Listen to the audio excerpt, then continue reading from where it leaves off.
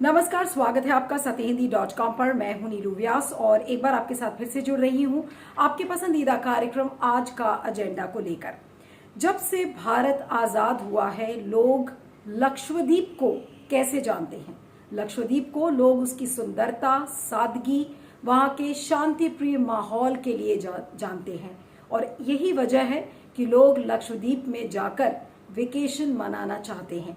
लेकिन अभी हाल में लक्षद्वीप सुर्खियों में इसलिए है क्योंकि वहां पर विरोध प्रदर्शन हो रहे हैं, इसलिए क्योंकि वहां के जो प्रशासक हैं यानी कि एडमिनिस्ट्रेटर प्रफुल्ल खोड़ा पटेल, जो कि एडमिनिस्ट्रेटर अभी दिसंबर 2020 में बने थे, उन्होंने हाल में कुछ ऐसे कानून का ड्राफ्ट लोगों के बीच में रखा है जिसको लेकर वहां के जो स्थानीय लोग हैं वो डर गए हैं। उनको लग रहा है कि ये जो तमाम नियम और कानून बनाए जा रहे हैं ये उनके हित में नहीं है, पर्यावरण के हित में नहीं है और लक्षद्वीप को एक द्वीप के रूप में खत्म कर दिया जाएगा। उधर प्रफुल्ल खोड़ा पटेल का कहना है कि हम लक्षद्वीप का विकास कर रहे हैं, उसको मालदीव्स के मॉडल पर बना रहे हैं, क्योंकि लोग मालदीव जाना पसंद करते हैं लेकिन लक्षद्वीप नहीं आते। तो लक्षद्वीप में टूरिज्म को बढ़ावा देने के लिए हम ये विकास का कार्य करेंगे और जो कवरत्ती है, वहां की जो कैपिटल सिटी है, उसको स्मार्ट सिटी बनाएंगे। लेकिन क्या हो रहा है? ऐसे कौन से नियम हैं जो प्रफुल्ल खोड़ा पटेल ने उठाए हैं? लेकिन उसके पहले कि मैं नियमों की बात करूं, मैं ये आपको बता दूं कि प्रफुल्ल खोड़ा पटेल है कौन। प्रफुल्ल खोड़ा पटेल, जो कि इस समय दामन एंड दीव के भी एडमिनिस्ट्रेटर हैं, उनके पास लक्षद्वीप का भी कारभार है। पहले नॉन ब्यूरोक्रेटिक अपॉइंटमेंट है वो लक्षद्वीप का, क्योंकि अभी तक वहां पर ब्यूरोक्रेट्स को ही एडमिनिस्ट्रेटर बनाया जाता था।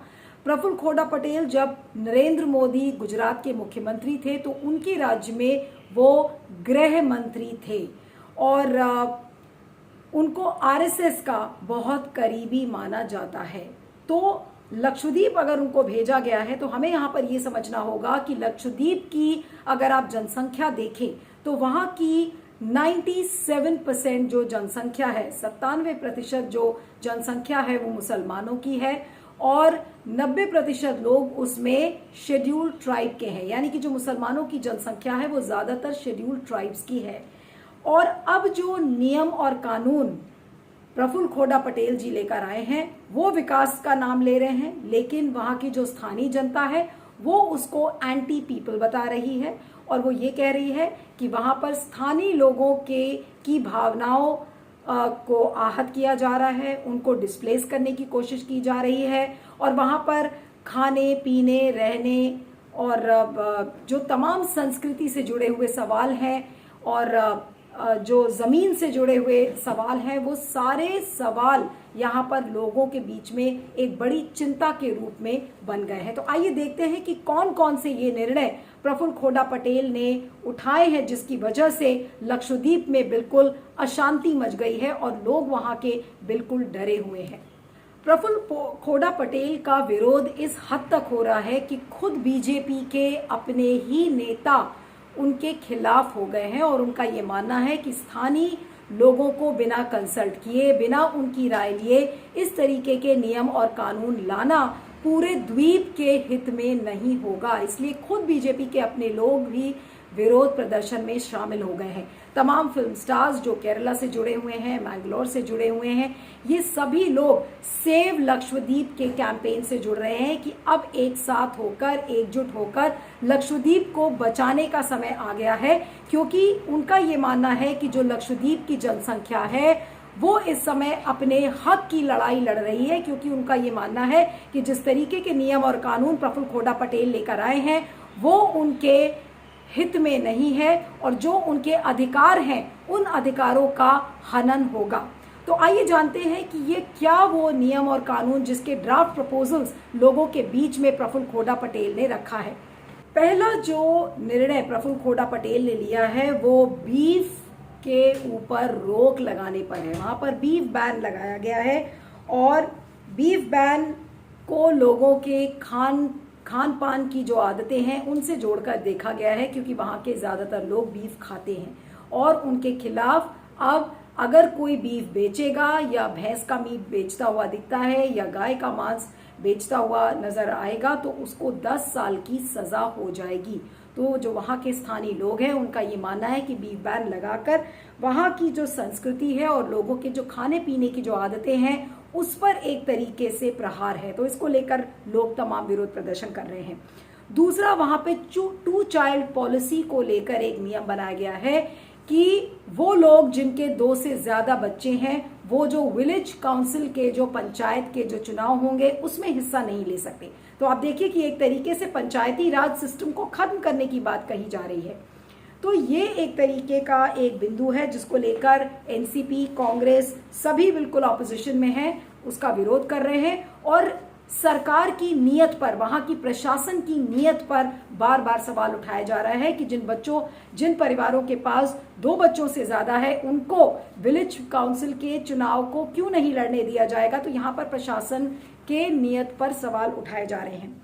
अगला जो है वहां पर जो शराब है, अब शराब को वहां पर लोगों के लिए खोल दिया गया है। अब आपको बता दें कि लक्षद्वीप में 36 द्वीप हैं जिसमें से 10 द्वीपों पे वहां पर लोग रहते हैं, बाकी जितने भी द्वीप हैं वो सब खाली द्वीप हैं।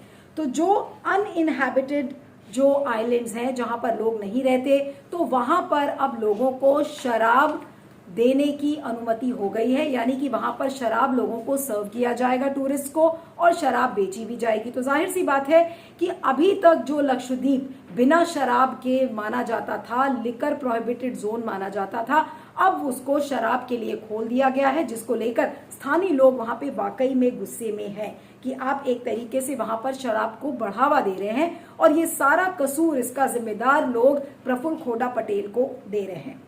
उसके बाद जो एक बहुत बड़ा पॉइंट ऑफ कंटेंशन है जिसको लेकर तमाम इस समय विरोध प्रदर्शन चल रहा है, लड़ाई चल रही है, यहाँ तक कि केरला में भी उसका जमकर विरोध हो रहा है, और वो है लक्षद्वीप डेवलपमेंट अथॉरिटी रेगुलेशन यानी कि LADR, जिसके तहत तमाम जो माइनिंग एक्टिविटीज हैं, खुदाई का काम है वो होगा, हाईवेज बनाए जाएंगे, रेलवेज की जो लाइंस हैं वो बनाई जाएंगी। और कैसे बनाई जाएंगी, वहां के जो स्थानीय लोग हैं उनको हटाकर उनसे परमिशन लिए बगैर ये काम किया जाएगा। इसके अलावा तमाम इस तरीके के प्रावधान उसमें हैं अलग अलग सेक्शंस में, जैसे कि अगर स्थानीय लोगों के पास घर है और उनको एक अलग कमरा बनाना है या एक छोटा सा एक्सटेंशन कंस्ट्रक्ट करना है तो उनको एडमिनिस्ट्रेटर से जाकर परमिशन लेनी पड़ेगी, वरना उनको फाइन भरना पड़ेगा। तो इस तरीके के ये जो LADR है यानी कि लक्षद्वीप डेवलपमेंट अथॉरिटी रेगुलेशन, इसको लेकर बहुत ज्यादा इस समय विरोध प्रदर्शन हो रहा है। और केरला में खासकर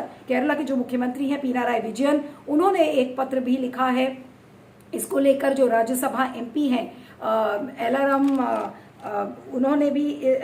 करीम, उन्होंने भी राष्ट्रपति रामनाथ कोविंद को एक चिट्ठी लिखी है कि इस तरीके की जो नियम कानून बनाए जा रहे हैं वो बिल्कुल एंटी पीपल हैं। अब आपको बता दें कि केरला के लोग वहां पर क्यों इतना हतोत्साहित है जो लक्षद्वीप में हो रहा है, क्योंकि केरला से बहुत करीब माना जाता है लक्षद्वीप। वहां के लक्षद्वीप में रहने वाले लोग ज्यादातर मलयाली भाषा बात करते हैं, तो उनका केरला से एक कनेक्ट है, एक जुड़ाव है। और पिनाराई विजयन का ये कहना है कि अब इस केरला के कनेक्शन को प्रफुल्ल खोड़ा पटेल, जो कि बीजेपी के भेजे हुए प्रशासक हैं, वो अब केरला से इसका नाता तोड़ना चाहते हैं और जो कर्नाटका की जो बीजेपी की सरकार है उससे ये पूरा चीज जोड़ना चाहते हैं, चाहे वो वहां का व्यवसाय हो या वहां की संस्कृति हो, क्योंकि बार बार कोच्चि की जगह मैंगलोर जो कि कर्नाटका में है उसका हवाला दिया जाता है। तो इन तमाम चीजों को लेकर काफी रोष है लोगों के मन में। एक और बिंदु है जिसको लेकर वहां के लोग बहुत ज्यादा गुस्सा हैं, वो है एंटी गुंडा एक्ट यानी कि एंटी सोशल रेगुलेशन जो लेकर आए हैं। अब आपको ध्यान होगा कि हर साल जब क्राइम रिकॉर्ड्स ब्यूरो की जब रिपोर्ट आती है तो लक्षद्वीप उन जगहों में से माना जाता है जहां पर क्राइम रेट सबसे ज्यादा कम है, यानी कि वहां पर अपराध बिल्कुल ना के बराबर है। तो वहां के लोग कह रहे हैं कि अगर यहां पर क्राइम रेट 0 के बराबर है या बिल्कुल ना के बराबर है तो वहां पर एक इतनी स्ट्रिंजेंट एंटी गुंडा एक्ट लाने की क्या जरूरत थी। तो जितने भी एक्सपर्ट्स हैं वो इस बात को कह रहे हैं कि ये गुंडा एक्ट इसलिए लाया गया है ताकि प्रफुल्ल खोड़ा पटेल उन सारे लोगों को जेल में डाल सके जो कि वहां के प्रशासन का विरोध कर रहे हैं, यानी कि जो लोकतांत्रिक आवाज है उसको दबाने के लिए वहां पर गुंडा एक्ट लाया गया है। अगर आप प्रशासन के लोगों से बात करें तो वो आपको क्या हवाला देते हैं कि नहीं, यहाँ के तो लोग ड्रग्स के साथ पकड़े गए, यहाँ के लोग माफियाज के साथ जुड़े हुए पाए गए, इसलिए हम गुंडा एक्ट लेकर आ रहे हैं। लेकिन जो स्थानीय लोग हैं वो बहुत ज्यादा आहत हैं, क्योंकि उनका ये मानना है कि यहाँ पर क्राइम रेट बिल्कुल जीरो था और इसलिए एक ऐसे हार्श कानून की यहाँ पर जरूरत नहीं थी। तो आखिर प्रफुल्ल कोड़ा पटेल इस तरीके के कानून को लाकर क्या करना चाहते हैं? उन लोगों को बंद करना चाह रहे हैं जो उनका विरोध करेगा, यानी कि लोकतांत्रिक आवाज को दबाने का काम किया जा रहा है। और जो दूसरी एक बात कही जा रही है और जिसको लेकर बहुत लोगों के मन में गुस्सा है कि लक्षद्वीप में पिछले साल तक, पिछले 1 साल से कोरोना का कोई भी केस नहीं था, लेकिन जब से प्रफुल्ल खोड़ा पटेल वहां के प्रशासक बने हैं, उन्होंने कहा कि देखिए हमें विकास का कार्य करना है। उन्होंने सारी एक्टिविटीज को खोल दिया, जिसके चलते अब लक्षद्वीप में 7,200 कोरोना के मामले हैं और 28 लोगों की मौत हो गई है। तमाम परमिट्स लोगों को दे दिए गए हैं। वहां पर पहले जो था, पहले आपको आरटीपीसीआर टेस्ट देकर और तब लक्षद्वीप जाना था, लेकिन वो तमाम तरीके के जो रिस्ट्रिक्शंस हैं वो अब खोल दिए गए हैं, जिसकी वजह से इस समय लक्षद्वीप में कोरोना के केसेस बहुत ज्यादा आ गए हैं। कोरोना के समय जब बहुत सारे लोग उधर गए और फिर कोरोना वहां फैलने लगा, तो ऐसे ही चिंताएं लक्षद्वीप के रहने वालों में भी है, क्योंकि उनकी आबादी थोड़ी सी है ये, और ज्यादातर और इसलिए छोटी आबादी है क्योंकि वहां जगह भी कम है, और जो एग्जिस्टिंग आइलैंड्स है उनको बढ़ाकर या ये बिल्कुल हर जगह टूरिस्ट रिजॉर्ट अगर बना दे तो फिर ऐसा भी हो सकता है कि जो वहाँ के स्थानीय लोग हैं वो बिल्कुल अपने आप को उनके वे ऑफ लाइफ में एक इंटरफेरेंस आ सकता है। लेकिन ये जो पूरी बैटल है, अब संजय जी कहाँ आप जाता हुआ देख रहे हैं? क्योंकि प्रोटेस्ट वहां पे शुरू हो गए हैं और लेकिन प्रोटेस्ट को लेकर भी वो गुंडा एक्ट वो लेकर आए हैं ताकि जो भी प्रोटेस्ट करे आप उसको तुरंत जेल में डाल दीजिए। तो ये पूरा जो एक तनातनी की जो स्थिति वहां दिख रही है लोकल्स के बीच में और वहां का जो ये एडमिनिस्ट्रेटर है प्रफुल्ल खोड़ा पटेल, तो आपको लग रहा है कि कोई एक कंसेंसस बन पाएगा? सरकार बिल्कुल भी कोई बातचीत के मूड में तो नहीं लग रही है वहां के लोगों से? देखिए, जहां तक हमने अभी तक ये 7 सालों में देखा है कि जहां भी कोई बीजेपी एडमिनिस्ट्रेटर के बारे में कोई कुछ कह देता है तो सरकार और भी अड़ियल बन जाती है। तो मुझे ये फिलहाल तो ये नहीं लगता है कि इस मामले में कोई समझौता हो सकता है। मामला कोर्ट में भी पहुंच गया है। केरला हाई कोर्ट में कल मामला उठा था और कोर्ट ने नोटिस इशू किया है। देखते हैं आगे आगे होता क्या है। ये पॉलिटिकल अपॉइंटमेंट प्रशासक को जो करते हैं, ये ऐसे केंद्र शासित प्रदेश में जहाँ की विधानसभा नहीं है, क्योंकि लोगों को अपनी अगर बात रखनी है तो कोई एक फोरम होना चाहिए, ग्रीवेंस रिड्रेसल मैकेनिज्म होना चाहिए जहाँ की वो अपनी बात को रख सके। अब वो बात रखने के लिए आपने वहाँ पे विधानसभा तो नहीं है, तो सिर्फ वहाँ पे जिला पंचायत है और ग्राम पंचायत है। जिला स्तर पे 1 जिला पंचायत है, ग्राम स्तर पे 10 ग्राम पंचायत है। आपने इनसे कोई सजेशंस नहीं लिए और सजेशंस लेने की बजाय आपने जिला पंचायत की पावर को कम कर दिया। Self rule, people's rule and governance की बात हम करते हैं, तो उसमें जब मैं मेंबर ऑफ पार्लियामेंट था उस वक्त हमने 5 विभाग जो है जिला पंचायत को दिए थे, जो कि health department, education department, fisheries department, agriculture department और एनिमल हस्बेंड्री डिपार्टमेंट। तो ये 5 विभाग जब दिए गए थे जिला पंचायत को, तो उनको पूरा अधिकार था इस पर कि इस डिपार्टमेंट्स के ऑफिसर्स की ट्रांसफर और पोस्टिंग, इन डिपार्टमेंट पर लोगों के क्या बोलते हैं उसको, उस पर पॉलिसी बनाने की मतलब जो छोटे मोटे पॉलिसीज हैं उस पर लोगों को, जो लोगों की कॉन्फिडेंस में लोगों की चीज लोगों के फायदे के लिए और भलाई के लिए कर सके। अब हमारे जो नए प्रशासक आए उन्होंने छीन लिया, ये सारी चीजें पंचायत से छीन ली, जिला पंचायत से। तो जिला पंचायत का मतलब क्या है? फिर चुनाव क्यों करा रहे हैं आप? लोकतंत्र का मतलब यह है कि लोग जो चुनकर आते हैं वो लोगों की बात रखेंगे और उसको पर काम करवाएंगे। तो बेसिकली एक लाइन में पूछूं हमदुल्ला, तो बीजेपी सरकार लक्षद्वीप को अब बिल्कुल खत्म करना चाहती है। अब बीजेपी सरकार की जो नीति है, जो अभी तक जो नीतियां उन्होंने बनाई हैं, उस नीतियों को देख के तो हमको फायदे से ज्यादा नुकसान नजर आ रहा है, लाभ से ज्यादा हानि नजर आ रहा है। अगर आप उस जगह के लिए प्यार रखते हैं, वात्सल्य रखते हैं, तो अगर आप में इतनी प्यार है और मोहब्बत है, तो आप उस तरीके का काम करिए जिससे लोगों को फायदा पहुंचे। वो कहते हैं हम टूरिज्म करेंगे, हम जहाँ लोग रहते, देखिए 36 आइलैंड में से 10 आइलैंड्स में लोग रहते हैं, बाकी अनइनहेबिटेड आइलैंड है। जब कांग्रेस की सरकार थी, हमारे सरकार थी, जब पिताजी थे, तो उस वक्त 1985 की बात मैं बता रहा हूँ आपको, अनइनहेबिटेड आइलैंड्स में टूरिज्म प्रमोट किया गया था कि ताकि जो टूरिस्ट आए वो आराम से स्कूबा डाइविंग करें और अंडर वाटर डाइविंग करें और चीजों को देखें, और उसका पूरा मतलब जब टूरिस्ट आ रहे हैं तो मतलब घूमें फिरें और अपना खुद एंजॉय करें। और इवन ड्रिंक्स का, लिकर तक का उनका प्रोविजन था टूरिस्ट के लिए कि जो अनइनहेबिटेड आइलैंड्स में आते हैं वो आप आराम से रहें और वहाँ पे ड्रिंक करें, कोई प्रॉब्लम नहीं है। क्योंकि आप देखिए जिस आइलैंड में लोग रहते हैं, आपने अभी 3 आइलैंड में परमिट कर दिया है लिकर का, जबकि लिकर बैन है वहाँ पे। जो हमारे आदरणीय प्रशासक हैं वो पूर्व गृह राज्य मंत्री रह चुके हैं गुजरात के, ठीक है, और गुजरात राज्य में उन्होंने बूथ लेगिंग या वहाँ शराब अलाउड नहीं है, ट्राई स्टेट है। आप अपने स्टेट में वो काम नहीं कर रहे और हमारे यूनियन टेरिटरी में आके वो काम करवा रहे हैं जो आप खुद नहीं करते। ये कहाँ का कानून नियम है, ये कहाँ का कानून कायदा है। आप जो चीज कर रहे हैं अपने लिए अच्छा कर रहे हैं, आप वो दूसरे के लिए अच्छा सोचिए। तो आप 3 आइलैंड में कल्चरल प्रॉब्लम्स होती हैं, 5 किलोमीटर 10 किलोमीटर छोटे छोटे टापू है।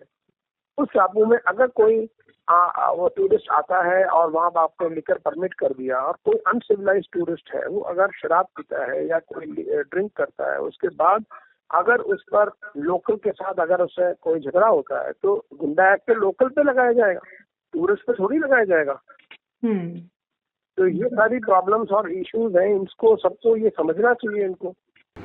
लक्षद्वीप ऑलरेडी खत्म हो रहा है, क्लाइमेट चेंज की वजह से वहाँ पर अरेबियन सी की जो हीटिंग हो रही है उसकी वजह से हीटिंग और भी स्पीड से हो रही है, जिसकी वजह से कि साइक्लोन बढ़ गए हैं। अभी जैसे कि हमने देखा बे ऑफ बंगाल में भी साइक्लोन आया और अरेबियन सी में भी साइक्लोन आया, उससे कितना बर्बादी हुई। लक्षद्वीप पे तो उसका इम्पैक्ट नहीं आया, पर लक्षद्वीप पे भी उसका इम्पैक्ट आ सकता है। लक्षद्वीप जो है कोरल आइलैंड्स हैं, आज बात हो रही है कि लक्षद्वीप को दुबई बनाया जाएगा, लक्षद्वीप को मालदीव बनाया जाएगा। पर दुबई की हालत देखें, दुबई में ड्रेजिंग कर करके जो मरीन लाइफ है, जो सारी अंडर वाटर जो हम लोग जो खूबसूरती कहते हैं वो पूरी ख़त्म हो रही है। जो नेचुरल लाइफ है अंडर वाटर वो पूरी ख़त्म हो रही है। मालदीव में वहाँ कैपिटल माले में दीवारें बनानी पड़ रही हैं चारों तरफ कि समुद्र का पानी अंदर ना आ सके। हम यही सुंदरबन का एग्जाम्पल लें, सारा जो समुद्र का पानी है, सुंदरबन में कितनी ज़मीन समुद्र के पानी के नीचे जा चुकी है और कितना समुद्र का पानी सुंदरबन में आकर जो पीने का पानी है उसे खारा बना दिया है। ऐसे लक्षद्वीप में भी अगर हम लोग बहुत ज़्यादा एक्टिविटी करेंगे तो सारा जो ये लक्षद्वीप का जो पीने का पानी है वो खारा हो जाएगा और लोग वहाँ पे नहीं रह पाएंगे। अभी जो प्रफुल्ल खोड़ा पटेल हैं, जिन्होंने लक्षद्वीप को सुर्खियों में लाकर खड़ा कर दिया है, जो पहले दमन एंड दीव और दादरा नगर हवेली के भी एडमिनिस्ट्रेटर थे। तो इन सारे बिंदुओं पर लोगों के मन में बहुत ज्यादा गुस्सा है, लेकिन आज सबसे जो बड़ा सवाल है जो लोगों के बीच में बार बार उठ रहा है कि आखिर एक नॉन ब्यूरोक्रेट को आज इतनी पावर्स क्यों दी गई हैं जो कि लक्षद्वीप जैसे एक सुंदर द्वीप को नष्ट करने में लगा हुआ है। तो क्या यहाँ पर प्रफुल्ल खोड़ा पटेल का कोई पर्सनल इंटरेस्ट है, उनका कोई निजी इंटरेस्ट है, इसको लेकर सवाल खड़े हो रहे हैं। दूसरा यह है कि वहां पर उन्होंने किस तरीके से वहां की जो न्यायिक प्रक्रिया है, जो वहां का जो पूरा लीगल सिस्टम है, क्या उससे उन्होंने हाथ मिला लिया है और इस तरीके की अजीब और गरीब रेगुलेशंस वो लेकर आ रहे हैं।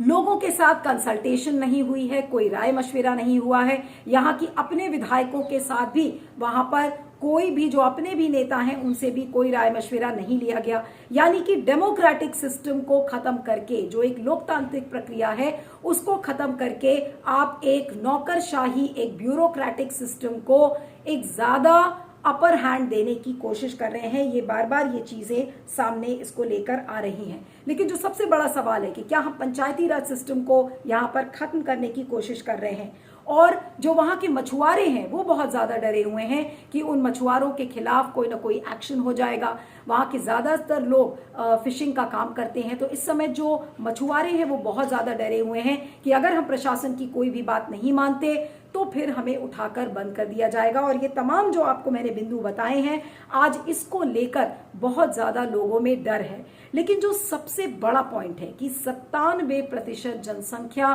वहां पर मुसलमानों की है, तो क्या प्रफुल्ल खोड़ा पटेल केंद्र के द्वारा भेजे गए हैं ताकि वो एक एंटी मुस्लिम एजेंडा वहां पर लोगों के बीच में लेकर जाएं? यानी कि कहने का मतलब है कि क्या लक्षद्वीप में अब हिंदुत्व की गूंज सुनाई पड़ेगी, और उस गूंज की घंटी को बजाने वाला और कोई नहीं, प्रफुल्ल खोड़ा पटेल, जो कि केंद्र द्वारा भेजे गए हैं। केंद्र कहता है और प्रफुल्ल खोड़ा पटेल खुद कहते हैं कि ये विकास के नाम पर ये सारी चीजें हो रही हैं।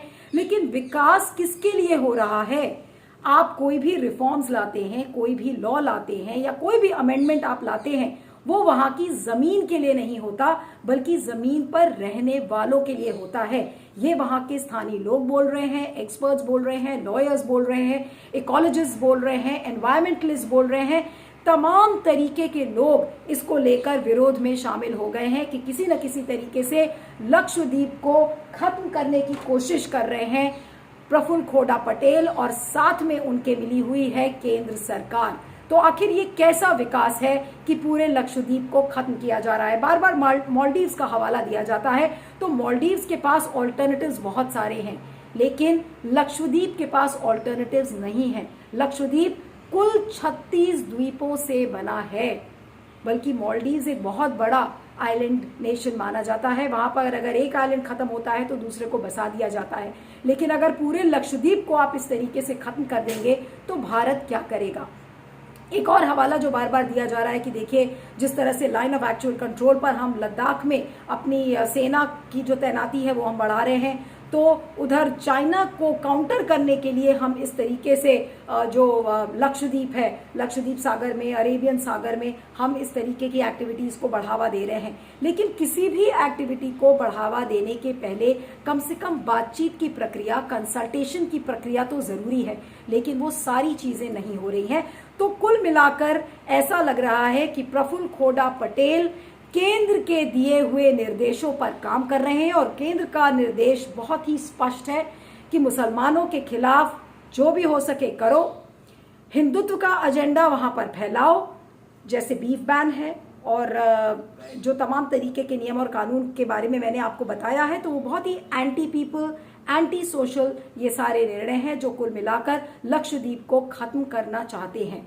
तमाम राहुल गांधी ने भी चिट्ठी लिखी है, पिनाराई विजयन ने चिट्ठी लिखा है, राज्यसभा एमपी अलारम करीम ने लिखा है, तमाम फिल्म स्टार्स ने इसको लेकर विरोध प्रदर्शन जाहिर किया है। लेकिन विकास के नाम पर अंधी होती हुई वहां का जो प्रशासन है लक्षद्वीप का और केंद्र सरकार के आंखों में ऐसा लग रहा है कि पट्टी बंध चुकी है। लेकिन देखना यह होगा कि लक्षद्वीप की इकोलॉजी को, वहां के पर्यावरण को, वहां की जो लोकल पॉपुलेशन है, जो ज्यादातर 97% लोग शेड्यूल कास्ट से और मुसलमान हैं, उनके हितों को सर्वप्रिय कौन रखेगा? आज सबसे बड़ा ये सवाल है, और जब तक इस सवाल का जवाब नहीं मिलता तब तक लक्षद्वीप के लोग डरे सहमे बैठे रहेंगे, और टूरिज्म तो छोड़ वहां पर सिर्फ विरोध प्रदर्शन की आवाजें ही सुनाई पड़ेगी।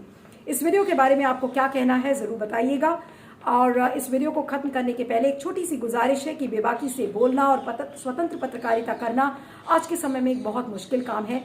इसलिए इस वीडियो के डिस्क्रिप्शन बॉक्स में जाएं, उसमें एक लिंक है, उस लिंक को क्लिक करें, सत्य हिंदी को भुगतान करें और सत्य हिंदी की सदस्यता भी लें। आप मुझे ट्विटर पर फॉलो कर सकते हैं, मेरा ट्विटर हैंडल है @neelu317 और दूसरा ट्विटर हैंडल है @neelu_on_the_move। तो देखते रहिएगा आज का एजेंडा और बने रहिएगा सत्य हिंदी पर। Thank you so much. सत्य हिंदी का ऐप डाउनलोड करें गूगल प्ले स्टोर पर।